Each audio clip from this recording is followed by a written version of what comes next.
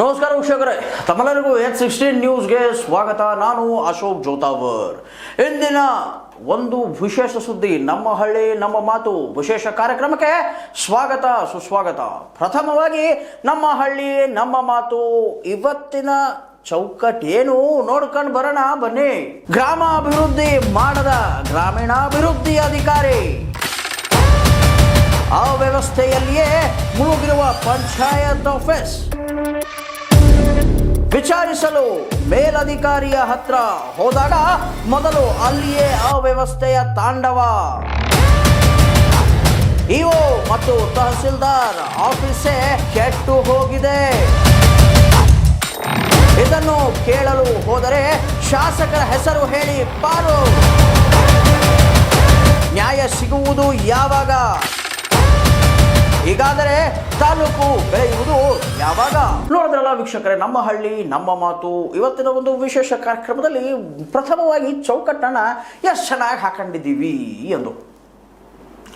ಇದು ಉತ್ತರ ಕರ್ನಾಟಕದ ಏನಂತೀರ ನೀವು, ಉತ್ತರ ಕರ್ನಾಟಕದ ಮೊನ್ನೆಯಷ್ಟೇ ತಾಲೂಕಾದಂತಹ ಮೂಡಲಗಿಯ ಮಾತನ್ನ ನಾವು ಇವತ್ತು ನಿಮ್ಮ ಮುಂದೆ ಪ್ರಸ್ತುತಪಡಿಸ್ತಾ ಇದ್ದೀವಿ. ಮೂಡಲಗಿಯಲ್ಲಿ ಮುನ್ಯಾಳ ಅನ್ನುವಂತಹ ಒಂದು ಗ್ರಾಮ.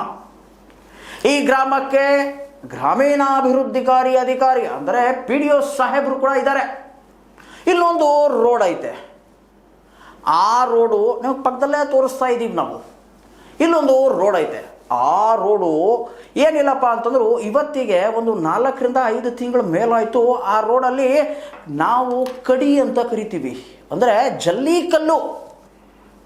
ಕೆಲವೊಂದು ಜಾಗದಲ್ಲಿ ದೊಡ್ಡ ದೊಡ್ಡ ಜಲ್ಲಿಕಲ್ಲುಗಳನ್ನು ಹಾಕ್ಬಿಟ್ಟವ್ರೆ, ಇನ್ನು ಕೆಲವೊಂದು ಜಾಗದಲ್ಲಿ ಸಣ್ಣ ಸಣ್ಣ ಜಲ್ಲಿಕಲ್ಲುಗಳನ್ನು ಹಾಕ್ಬಿಟ್ಟವ್ರೆ. GPS ಮಾಡಿದಾಗ ಅಂದರೆ ಅಂತಾರಲ್ಲ, ಸ್ಪೇಸ್ ಟೆಕ್ನಾಲಜಿ ಯೂಸ್ ಮಾಡಿಕೊಂಡು ನಾವು ರೋಡ್ ಮಾಡ್ತೀವಿ ಅಂತ ಪ್ರಧಾನಿ ನರೇಂದ್ರ ಮೋದಿ ಅವರು ಒಂದು ಮಾತನ್ನು ಹೇಳ್ತಾರೆ, ಸ್ಪೇಸ್ ಟೆಕ್ನಾಲಜಿ.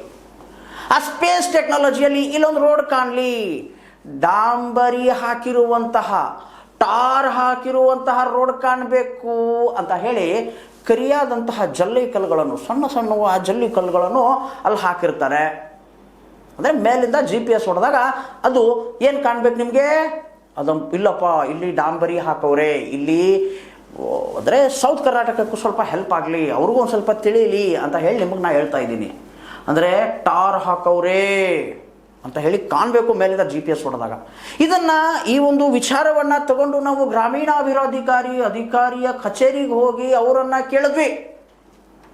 ಅವರು ಹೇಳ್ತಾರೆ, ಇಲ್ಲಪ್ಪ ಇದು ಶಾಸಕರ ಫಂಡಿಂದ ಮಾಡಿರುವಂತಹ ಒಂದು ರೋಡು ಕಾಮಗಾರಿ, ಇದನ್ನು ನೀವೇನೇ ಕೇಳಬೇಕಿದ್ರೆ ಶಾಸಕರನ್ನ ಕೇಳಬೇಕು. ಅಲ್ಲಿ ಅಡ್ಡಾಡುವಂಥ 3 ರಿಂದ 4 ತಿಂಗಳ ಮೇಲಾಯ್ತದು. ಅಲ್ಲಿ ಅಡ್ಡಾಡಿ ಎಷ್ಟು ಜನ ಬಿದ್ದವರು, ಎಷ್ಟು ಜನ ಎದ್ದವರು, ಎಷ್ಟು ಜನ ಮನಿ ಕಂಡವರು, ಎಷ್ಟು ಜನರ ಕಾಲು ಮುರಿದೋಯ್ತೋ, ಸೊಂಟ ಮುರಿದೋಯ್ತೋ ಆ ರೋಡಲ್ಲಿ ಬಿದ್ದು. ಮಳೆ ಆದಾಗ್ಲಂತೂ ಆ ರೋಡಲ್ಲಿ ಹೋಗಲೇಬಾರ್ದು. ಅಷ್ಟು ಚೆನ್ನಾಗಿರುವಂತಹ ಏನಂತೀರ ನೀವು, ಬೆಣ್ಣೆ ಬಿದ್ದರೂ ಕೂಡ ಒರೆಸ್ಕೊಂಡು ತಿನ್ನುವಂತಹ ರೋಡದು. ಆ ರೋಡನ್ನು ಕುರಿತಾಗಿ ಕೇಳಿದಾಗ, ಇಲ್ಲಪ್ಪ ಇದು ಶಾಸಕರ ಫಂಡಲ್ಲಿ ಆಗಿರುವಂತಹ ಕಾಮಗಾರಿ, ನೀವು ಶಾಸಕರನ್ನೇ ಕೇಳಬೇಕು. ಮತ್ತು ಶಾಸಕರನ್ನು ಕೇಳೋದಾದರೆ ನೀವೇನಕ್ಕಿದ್ದೀರಾ ಸರ್? ಹೌದು, ಶಾಸಕರ ಫಂಡ್ ರೋಡು, ನಾವಿಲ್ಲ ಅಂತ ಹೇಳ್ತಿಲ್ಲ. ಶಾಸಕರು ಪ್ರತಿಯೊಂದು ಕಡೆನೂ ಬಂದು ನಿಂತ್ಕೊಳ್ಳೋಕ್ಕಾಗತ್ತಾ? ಈ ರೋಡ್ ಏನಕ್ಕಾಗಿಲ್ಲ ಅಂತೇಳಿ ನೀವೇನಕ್ಕೆ ಕೇಳಲಿಲ್ಲ?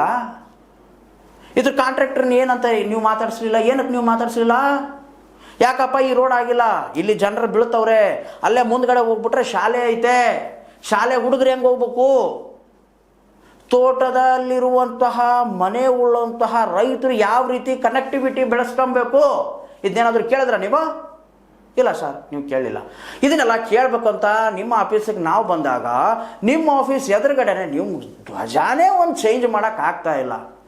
ಧ್ವಜದ ಸ್ಥಿತಿ ಅಂತೂ ಅಧೋಗತಿ. ಅದನ್ನು ಕೂಡ ಕೇಳಿದ್ವಿ ನಾವು. ಏನಂತ ಕೇಳಿದ್ವಿ? ಸರ್, ಇದು ಕೂಡ ಶಾಸಕರ ಫಂಡಿಂದ ಬರುತ್ತಾ? ಇಲ್ಲಪ್ಪ ಅಂತಂದರೆ ಧ್ವಜ ಹಾಕೋದು ಶಾಸಕರ ಫಂಡಿಂದ ಬರುತ್ತಾ? ಇಲ್ಲಪ್ಪ ಅಂದರೆ ಗ್ರಾಮ ಪಂಚಾಯಿತಿಯ ಫಂಡಿಂದನೇ ನೀವು ಧ್ವಜ ಹಾಕ್ತೀರಾ ಅಂತ. ಅದಕ್ಕೆ ಇಲ್ಲ ಸರ್, ಇದು ನಮ್ಮ ಫಂಡಿಂದನೇ ಬರುತ್ತೆ, ಅದನ್ನೇ ಚೇಂಜ್ ಮಾಡ್ಕೊಳ್ಳಿಲ್ಲ. ಇನ್ನು ರೋಡ್ ಏನು ಮಾಡ್ತೀರಾ ಸರ್ ನೀವು? ಇದೊಂದು ವಿಡಂಬನಾತ್ಮಕ. ಆಮೇಲೆ ಎದುರುಗಡೆನೆ ಏನಂತೀರ ನೀವು, ಟಾಯ್ಲೆಟು, ಸಾರ್ವಜನಿಕವಾಗಿ ಪಂಚಾಯಿತಿಯ ಟಾಯ್ಲೆಟು ಅವು ಇವೆಲ್ಲ ಇದ್ವು. ಅದರಲ್ಲಿ ನೀರೇ ಇಲ್ಲ, ಕೊಳಕ್ಕೆ ನಾರ್ತಾ ಇದೆ ಅದು. ಇದನ್ನೆಲ್ಲ ವಿಚಾರಗಳನ್ನು ಇಟ್ಕೊಂಡು ವಿಡಿಯೋ ಮಾಡಿಕೊಂಡು ಇ ಒ ಸಾಹೇಬ್ರ ಹತ್ರ ಕೇಳಕ್ಕೆ ಹೋದರೆ, ತಾಲೂಕಾ ಪಂಚಾಯಿತಿ ಕೇಳಕ್ಕೆ ಹೋದರೆ, ಪ್ರಪ್ರಥಮವಾಗಿ ಅಲ್ಲಿ ಹೋಗಿ ನೋಡಿದ ತಕ್ಷಣ ಅವ್ರದ್ದೇ ಆಫೀಸ್ ಎದುರುಗಡೆ ರೋಡ್ ಇಲ್ಲ. ಇಲ್ಲಿ ರೋಡುಗಳು ಏನು ಮಾಡಿಸ್ತಾರೆ ಸರ್ ಇವರು? ಕನೆಕ್ಟಿವಿಟಿನೇ ಇಲ್ಲ. ಅವ್ರ ಆಫೀಸಿಗೆ ಹೋಗ್ಬೇಕು, ತಹಸೀಲ್ದಾರ್ ಆಫೀಸ್ ಕೂಡ ಅಲ್ಲೇ ಐತೆ ಮೂಡಲ್ಗಿಯ. ಆಮೇಲೆ ಮರಳಿ ತಾಲೂಕಾ ಪಂಚಾಯಿತಿ ಆಫೀಸ್ ಕೂಡ ಅಲ್ಲೇ ಐತೆ. ತಮ್ಮ ರೋಡೇ ಶುದ್ಧ ಮಾಡ್ಕೊಳಕ್ಕೆ ಇಲ್ಲ, ಕರೆಕ್ಟ್ ಮಾಡ್ಕೊಳಕ್ಕೆ ಇಲ್ಲ.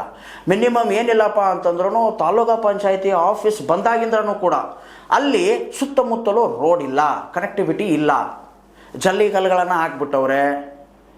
ಆಮೇಲೆ ಅದೇನಂತೀರ ನೀವು, ದೊಡ್ಡ ದೊಡ್ಡ ಕಲ್ಲುಗಳಿವೆ. ಟಯರ್ಗಳ ಏನಾದರೂ ನೀವು ಬಾಯಿಗೆ ಕೊಡ್ಕೊಂಡು ಹೋಗ್ಬಿಟ್ರೆ, ಸ್ವಲ್ಪ ಸ್ಕಿಡ್ ಆಗಿಬಿಟ್ರೆ ಮುಗ್ದೋಯ್ತು. ನಡಾನೋ ತಲೆನೋ ಒಡ್ಕೊಂಡು ಬರೋದೆ. ಪಾಪ ಅವರೇ ಹಂಗೆ ಕುಂತವ್ರೆ. ಇನ್ನು ತಾಲೂಕಿನ ಗತಿ ಏನಾಗುತ್ತೆ ಸರ್? ಗ್ರಾಮ ಪಂಚಾಯತಿ ಗತಿಗಳೇನಾಗುತ್ತೆ? ಮೊದಲು ಅವ್ರು ಕರೆಕ್ಟಾಗಿಲ್ಲ. ಅವ್ರ ರೋಡ್ಗಳನ್ನು ಮಾಡಿಸ್ಕೊಳ್ಳೋದಕ್ಕೆ ಅವ್ರಿಗೆ ಅನುದಾನ ಬರ್ತಾ ಇಲ್ಲ.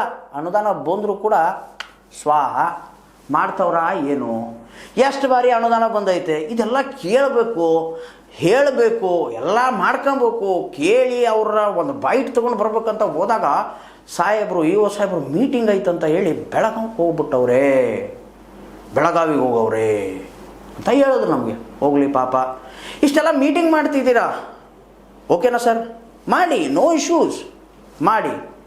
ಬಟ್ ಇಲ್ಲಿ ಸಮಸ್ಯೆ ಏನು? ಹಿಂದೆ ಆದರೂ ಕೂಡ ನಾವು ಒಂದು ಮಾತು ಹೇಳಿದ್ವಿ. ಅದೇನಪ್ಪ ಅಂತಂದರೆ, ಹೀಗೆ ತಾಲೂಕು ಪಂಚಾಯತಿ ಅಂದರೆ ಪಿ ಡಿ ಒಗಳನ್ನು ಮತ್ತು ಇ ಒಗಳನ್ನು ಸಸ್ಪೆಂಡ್ ಮಾಡುವ ಅಧಿಕಾರ ಸಿ ಇ ಒ ಸಾಹೇಬ್ರಿಗಿಲ್ಲ.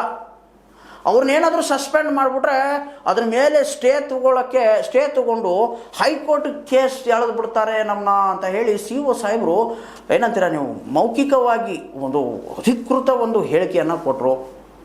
ಹಿಂದ್ಗಡೆ ನಾವು ಜಡ್ಪಿಗೆ ಹೋದಾಗ, ಜಿಲ್ಲಾ ಪಂಚಾಯತಿಗೆ ಹೋದಾಗ. ಮತ್ತು ಕೇಳೋದು ಯಾರನ್ನ ಸರ್? ಮತ್ತು ಮೀಟಿಂಗ್ ಏನಕ್ಕೆ ಮಾಡ್ತಾ ಇದ್ದೀರಾ?